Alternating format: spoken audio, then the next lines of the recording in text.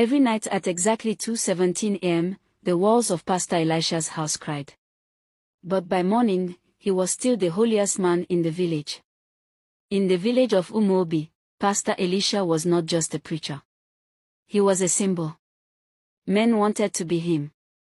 Women trusted him. Children memorized his sermons. Every Sunday, he stood tall in his white robe, holding his wife's hand, smiling like heaven itself had married him. People said, if marriage was a church, Pastor Elisha's home was the altar. But altars sometimes hide blood. His wife, Sister Miriam, never missed church. Her smile never failed. Her head was always bowed. When women asked her, how do you keep your home so peaceful? She replied softly, prayer. They never noticed she never lifted her sleeves. They never asked why she flinched when doors slammed. Because in Umobi, a pastor's house was sacred. And sacred places were never questioned. But when night fell, the Bible closed. The robe came off. And Pastor Elisha became another man. A man whose hands preached pain.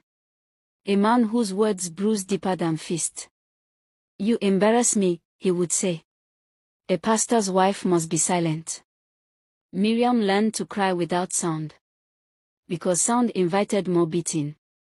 Before church every Sunday, Miriam stood before a cracked mirror. Foundation. Concealer. Powder. She painted over swollen lips. She softened purple bruises. She hid fingerprints on her neck.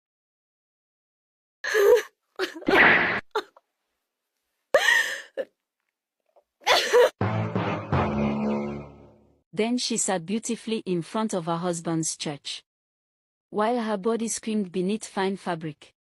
One afternoon, long before the church whispers and the altar silence, Miriam stood in the kitchen washing utensils. Water ran over her hands. Soap bubbles floated like quiet thoughts.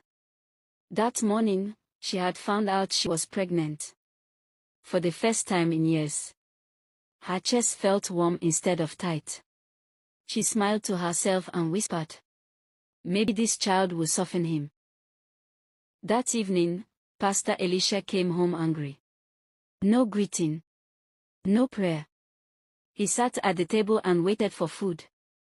Miriam served him quietly. Her hands trembled slightly. The food was just a little hot. He tasted it. Then, he flipped the dining table. Plates shattered. Soup flew across the wall. The sound was loud enough to scare the unborn child inside her. Miriam froze. Before she could speak, he grabbed her and slammed her against the kitchen cupboard. Her head hit wood. Warm blood ran down her scalp. She slid to the floor, shaking. Crying, bleeding, terrified. She looked up at him and whispered, please. I'm pregnant. The room changed. He stepped back. For the first time that night. He looked afraid of himself. He apologized. He wiped the blood. He promised change. And Miriam believed him. From that day, the pregnancy became her secret strength. Every kick reminded her to endure. Every church service, she prayed for the child instead of herself. She covered bruises not just with makeup, but with hope. She stayed because she believed. If not for me, then for this child. One night, the beating didn't stop. Not even when she fell. Not even when she begged. That night, her unborn child died inside her.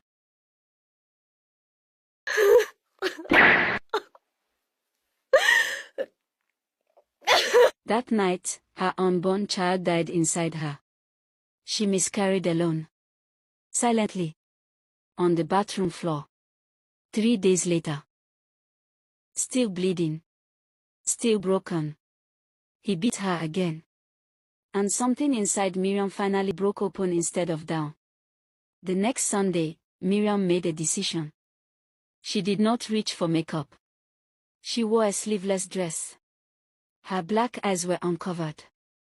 Her arms told stories. Her neck carried fingerprints. When she walked into church, the whisper started immediately. Is she sick?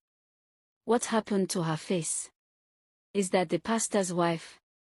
Pastor Elisha stared at her. That harsh gaze she knew too well. But for the first time in her marriage, she did not look away.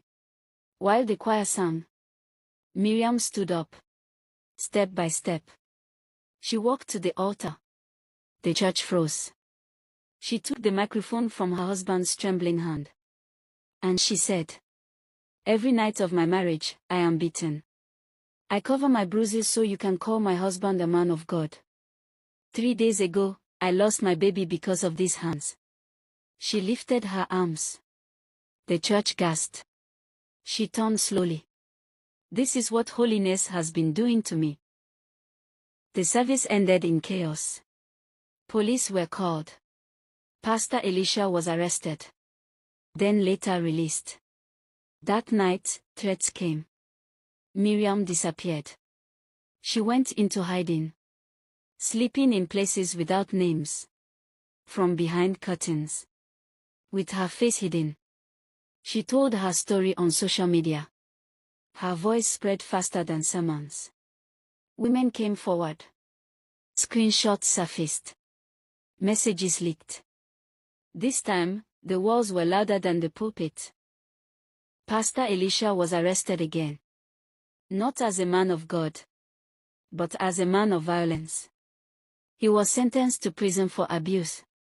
No robe. No microphone. No hiding. Miriam never returned to the front row. She built a platform for women whose bruises were still hidden. And in Umuobi, people finally learned that a perfect church image is not proof of a perfect home. And silence is not submission, it is survival. Sometimes, the bravest altar call is telling the truth.